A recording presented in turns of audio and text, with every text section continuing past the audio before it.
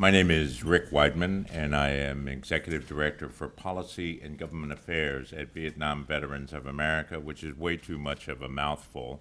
So I usually just introduce myself as Rick Weidman, well-known troublemaker from Vietnam Veterans of America. I was a medic with the AmeriCal Division 196 Light Infantry Brigade in Vietnam in I Corps near Quang Tri, and that's how initially I got into all of this. That was 2 years after I graduated from Colgate University, and no, I did not anticipate that I would go through the experiences that I did. Following my return, I ended up teaching at one of the Vermont State colleges, and many veterans were coming to me with problems. It was not a particularly friendly time to returning veterans in America. There were exceptions, but by and large, bluntly, the class of 1946 abandoned this. And when we started Vietnam Veterans of America in '78, our founding principle became never again shall one generation of American veterans abandon another. We're still poor, we're still banging away, but we believe that we're holding true to not abandoning those who come after us, who have come after us, and who will come after us, as well as not abandoning our uncles from Korea and our fathers from World War II. In 1977, 78, 79, a lawsuit was initially filed by a guy by the name of Victor Yannicone on Long Island. And he and a fellow by the name of Paul Rudishan first brought attention to the issue of Agent Orange and dioxin, and were joined in that effort by the track walkers for the Long Island Railroad, who also were exhibiting the same kinds of illnesses, not just chloracne, but many other kinds of cancers that are way out of sync, if you will, with the norm of the general population. And that's how we first got into Agent Orange. And the duplicity that we have encountered over the years on both sides of the river, meaning DOD and VA, is truly breathtaking. People ask me, why are you so optimistic despite all the evidence? And I am so optimistic despite all the evidence because the will of the American people to do the right thing by the men and women who have put their lives on the line in defense of the Constitution.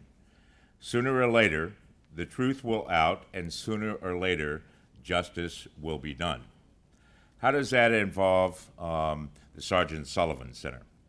In fact, it is a common flow that the toxic exposures of every generation has been denied from World War I forward. A friend of mine's grandfather who was in the trenches had to sleep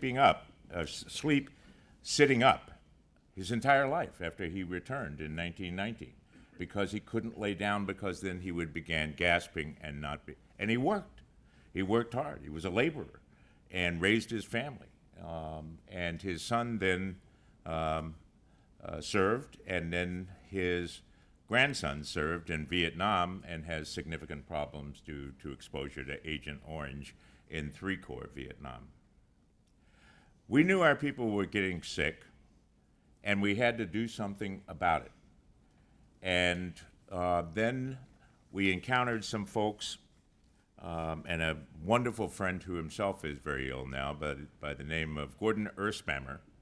His father was sick from exposure to ionizing radiation. And so they formed an organization called the National Association of Radiation Survivors, or NARS. And Gordy, his East Coast base, was out of our office in Vietnam Veterans of America, that at that time was up on S Street, just off Connecticut Avenue. And the NARS case was really the pivotal case that gave us at least limited judicial review.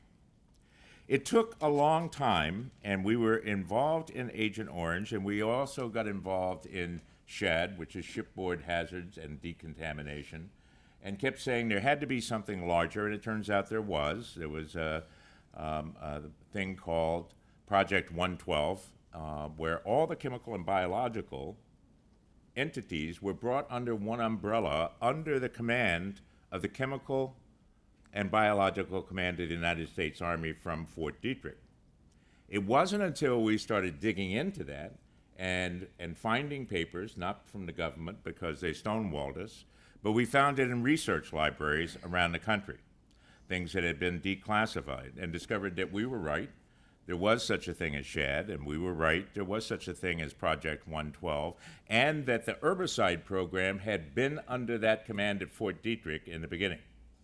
And it wasn't moved until late 69 because Henry Kissinger did not want to go into the negotiations at Geneva over prohibited forms of warfare with it being part of the biological warfare command.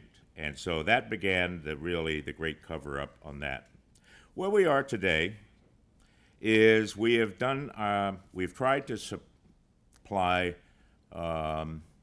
support to the Gulf War veterans, and since then to the OIF, OEF veterans. And